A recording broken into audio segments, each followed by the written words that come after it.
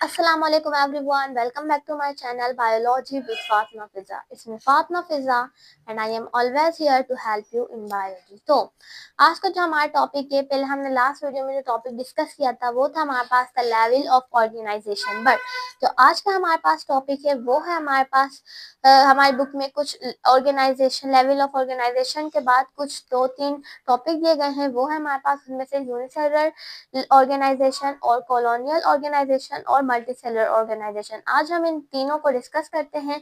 ठीक है, तो हम चलते हैं सबसे पहले यूनिसेलुलर ऑर्गेनाइजेशन की तरफ। तो ये है हमारे पास यूनिसेलुलर ऑर्गेनाइजेशन। यूनिसेलुलर क्या होता है? यूनिसेलुलर जो ऑर्गेनिज्म होते हैं वो सिर्फ उनमें सिर्फ एक सेल होता है, वो सिर्फ एक सेल के ऊपर ही डिपेंड करते हैं, उनमें और कोई दूसरा सेल नहीं होता, ना वो कोई टिश्यू बनाते हैं, क्योंकि टिश्यू हमेशा 2 या 3 सेल के ज्यादा से बनते हैं, तो ना वो कोई टिश्यू बनाते हैं, सिर्फ उनमें क्या होता है, एक सेल होता है।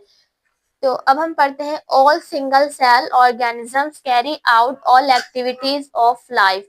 वो उनके पास एक ही सेल होता है जिससे वो क्या करते हैं, अपनी पूरी जिंदगी की सब एक्टिविटीज को कैरी करते हैं उस एक सेल के जरिए ही। They digest the food, excrete, move et cetera. वो फूड डाइजेस्ट भी उसी से करते हैं, एक्सक्रेट भी उसी से करते हैं और मूव भी उसी से करते हैं।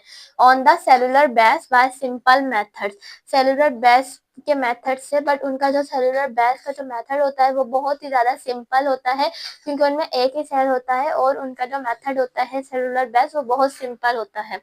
जैसे कि हमारे पास तो यूनिसेलुलर ऑर्गेनाइजेशन में जो कुछ ऑर्गेनिज्म आते हैं वो है हमारे पास बैक्टीरिया है, हमारे पास अमेबा है, हमारे पास पैरामेशियम है, हमारे पास एंड यूग्लिना है हमारे पास।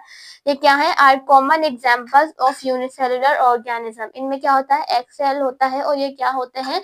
यूनिसेलुलर ऑर्गेनाइजेशन होते हैं। अब आगे हमारे पास जो है वो है कॉलोनियल ऑर्गेनाइजेशन, वो हम पढ़ते हैं। तो हमारे पास जो यूनिसेलुलर ऑर्गेनाइजेशन के बाद है वो है हमारे पास कॉलोनियल ऑर्गेनाइजेशन। इसमें हम देखते हैं many unicellular organisms live together by forming colonies.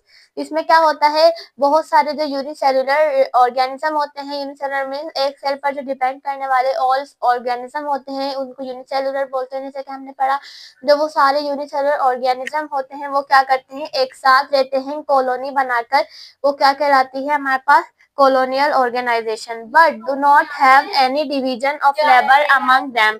ठीक है, तो उनमें वो सिर्फ अपनी लाइफ पर डिपेंड करते हैं, वो एक दूसरे के ऊपर डिपेंड नहीं करते, उनमें कोई डिवाइड का उनमें कोई डिवीजन नहीं होती कि थोड़ा काम तुम करो थोड़ा काम तुम करो। वो अपना काम सारा खुद करते हैं और वो अपनी खुद की लाइफ पर ही डिपेंड करते हैं।